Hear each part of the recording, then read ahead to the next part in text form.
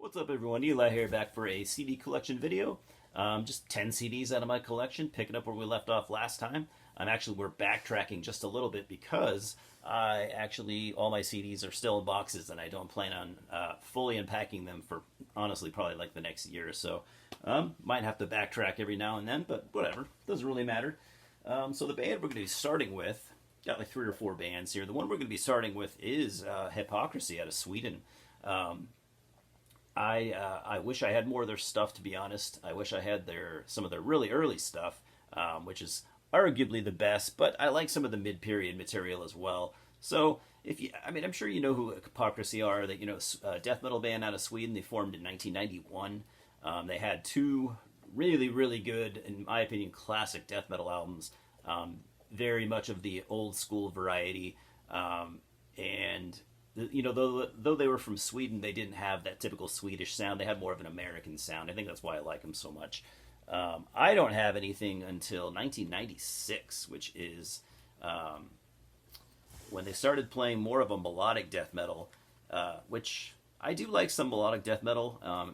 This album right here is one of my favorite melodic death metal albums. I think it's just kind of a masterpiece of the genre. We're talking about Abducted, like I said, from 1996. I've had this CD a long time. It's beat up. It's dirty as hell. It needs to clean that case. Disgusting. This came out on Nuclear Blast Records. Earliest thing I have from the band, obviously. This is just fantastic. One of my favorites. Like I said, by this point, this is their 4th album. By this point, they were playing a very much a melodic death metal, but just masterful songwriting, musicianship, everything. They were definitely on top of the game as far as melodic death metal is concerned.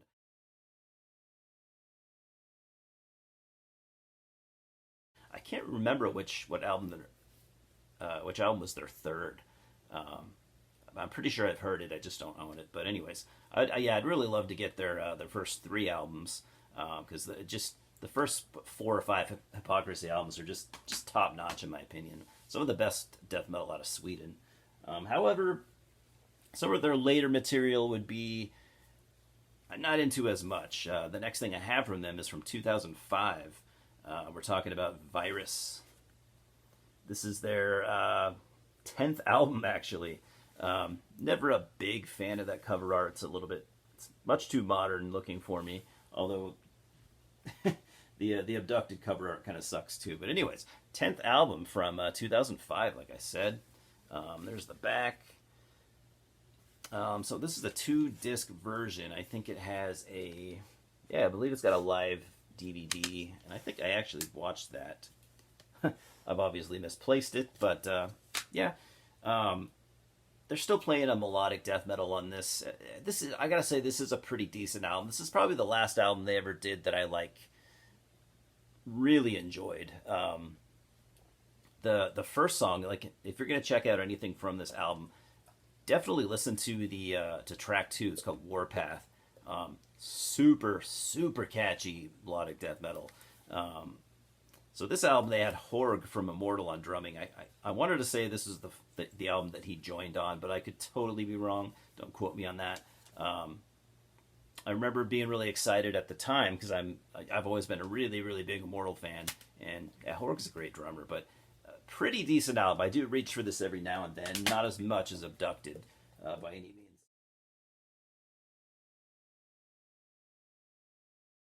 And the 3rd album I have from them, 3rd and final album, is 2013's End of Disclosure. This is their 13th album. Holy shit. Wes Benscotter cover art. As you can see, this came out on Nuclear Blast. Not big on this album. Not saying it's bad or anything. It's just I've listened to it probably 2 or 3 times, and I don't remember a thing from it really. And when I do listen to it, there's nothing wrong with it. It's just not, for me, it's just not memorable. I don't know how you guys feel about it, but yeah.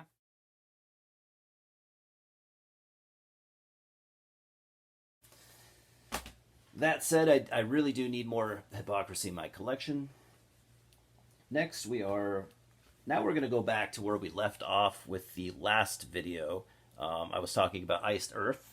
Obviously, they've been, controversial band over the last year or so, which, I will make no apologies for. But I will stick to my guns in being an Iced Earth fan. I've been into the band for like around 20 years, so I was a fan. I was a fan 19 years before the whole political bullshit that took place that I'm sure you know about. So we're just gonna start on their seventh album.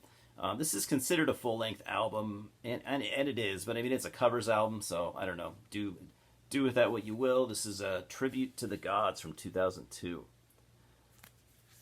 I actually liked this a lot when it came out. Now I might have really no time to give it, but I've heard it. I've heard it enough. I don't ever need to hear it again. The covers are done well, and they're all good songs. I'll kind of go through it with you real quick here. Creatures of the Night by Kiss, which is a really cool song for them to pick because it's more it's not like one of the big hits, and it is the heaviest song that Kiss ever did, the most metal Kiss ever sounded. Number 2, we got Number of the Beast, Iron Maiden. 3, Highway to Hell, AC/DC. 4, Burning for You, Boyster Cult. 5, God of Thunder by Kiss. 6, Screaming for Vengeance, Judas Priest. 7, Dead Babies, Alice Cooper. 8, Cities on Flame, Boyster Cult. 9, It's a Long Way to the Top, AC/DC. 10, Black Sabbath, Black Sabbath. And 11, Hallowed Be Thy Name, Iron Maiden. They're all good. They're all good songs. They're all good covers. I kind of have a problem with why didn't they just, there's three bands there that they cover 2 songs from. Why not just cover songs from different bands? I think they should have stuck to one band per song and given us more of a variety, but whatever. It's good for what it is, so.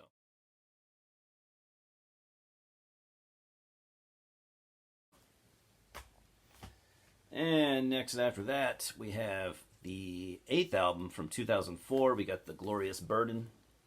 This is the last Iced Earth album that I would really, really enjoy. This is the first album to feature Tim Ripper Owens, formerly from Judas Priest, currently in all kinds of bands. Tim's great. He's a great singer. He really shines on this album. The songwriting is impeccable on this album. The musicianship's top notch. You got Richard Christie on drums. Yeah, it's a fantastic album. Like I said, in my opinion, I don't know if I'd even call this a great album, but the last very good Iced Earth album. I still to this day play it. I wouldn't say play it regularly, but I definitely play it on occasion. It's really, really held up. This is the first album. I don't know if I'd call this a political album.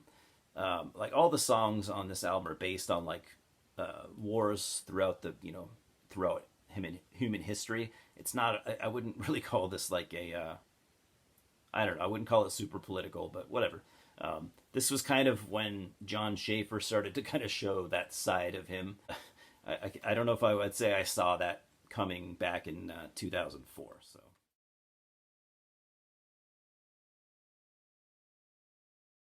After that, we're going to 2007 for the 9th album. We got Framing Armageddon. This came out on SPV, which is funny because I thought, the last album was at SPV. Most of their albums came out on Century Media. I guess they left Century Media for a while, which I forgot about that. So yeah, SPV, Steamhammer Records. This album here is not very good. Ever since it came out, I've probably played it 5 times. I almost have no memory of it at all.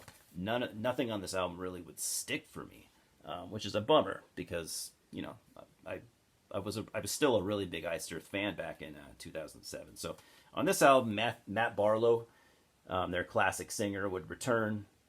He would just return for this album, then he would leave again. But yeah, totally forgettable.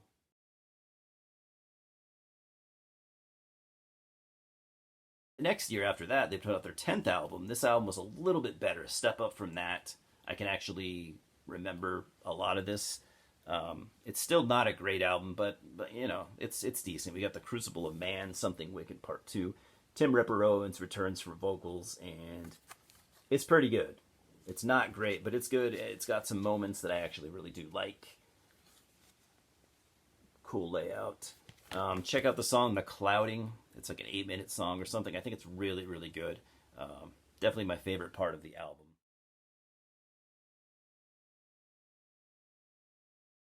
And the last thing that I have from Iced Earth, probably, I mean, this could be their last album ever. Um, Probably the last thing I'll buy from them, anyways, because they really haven't been doing much for me.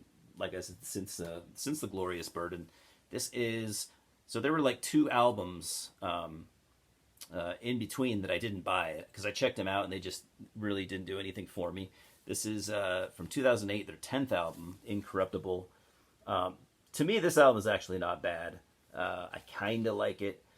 This is the 3rd album to feature Stu Block on vocals. Stu Block is from he's a Canadian guy. He's from the band Into Eternity, which while I have heard some of their stuff, that's not my type of metal. But he is a great talent. He's a super super fucking good singer. He can do death metal vocals. He can do super high Rob Halford-esque vocals. He's super versatile. Yeah, he's to put it lightly, he's an amazing singer, and he fits Iced Earth pretty well, I'd say. So this album is okay. I do throw it on from time to time. It's not great, but it's all right.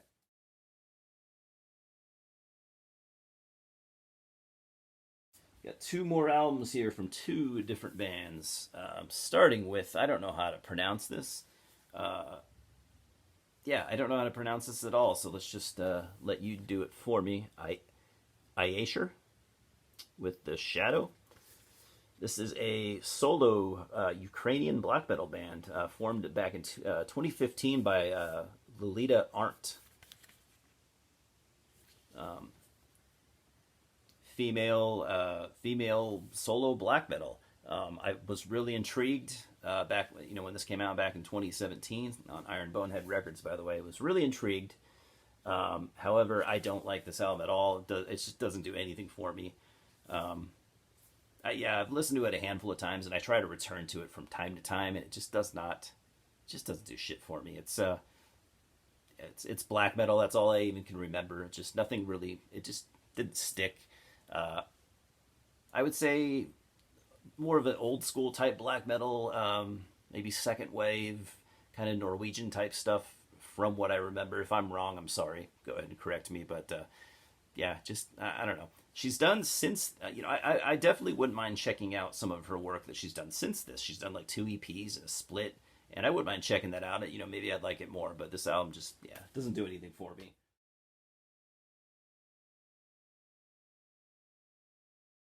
Last album on this list is going to be the first album from Isan.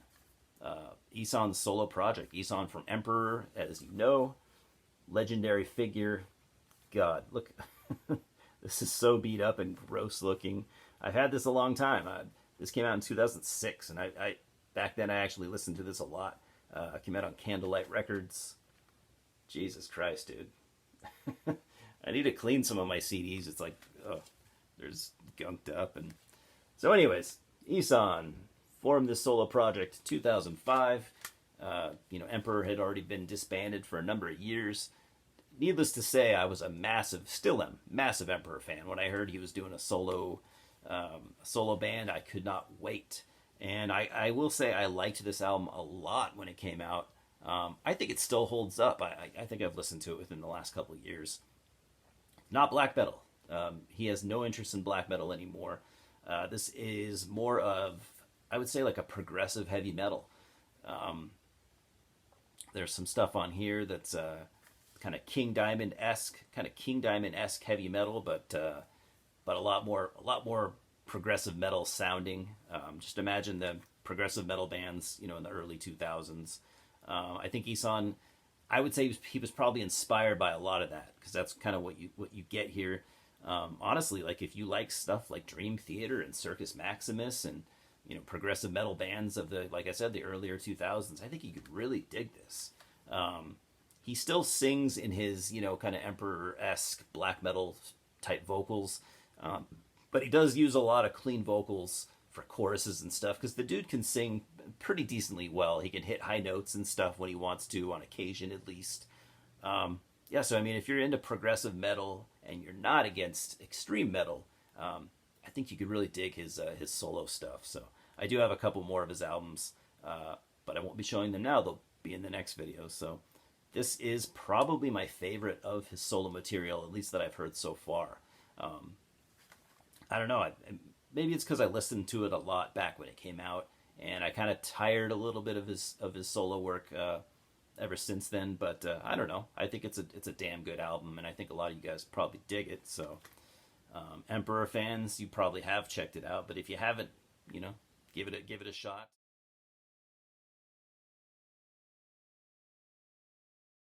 That's all I got for now, guys. As far as news, I have a lot of cool videos in the works. I've just felt pretty inspired lately, I could say. Even though I do try a lot of things on this channel that don't, I wouldn't say they succeed, I'm still enjoying kind of pushing myself a little bit to do, to think outside of the box a little bit and just try to do things that are unique and maybe not always original, but just to push myself a little bit, you know, instead of just doing collection videos. I like to try different things, and yeah, like I said, I got a lot of cool stuff in the works. If you didn't see my last video, maybe check that out. I am doing a t-shirt for the channel. I've already started pre-orders, and I've already gotten some pre-orders coming in, so thank you guys for that. If I can get maybe another 8 to 10, I could probably start the process. If not, it's still going to probably be another month or so before I'm able to get them printed up, but they're going to come out fucking fantastic. Super happy with the design. But yeah, anyways, my next videos I think are going to be, you can probably look forward to, I'm doing a Leatherface 2017 Leatherface review. I've already been working on that. I'll probably do a new stuff video with stuff I've added to my horror collection. As far as music, I probably don't have a lot of new music coming within the next 3 or 4 weeks, but you know, I still have tons of shit for my collection to show. So that there's no end to that.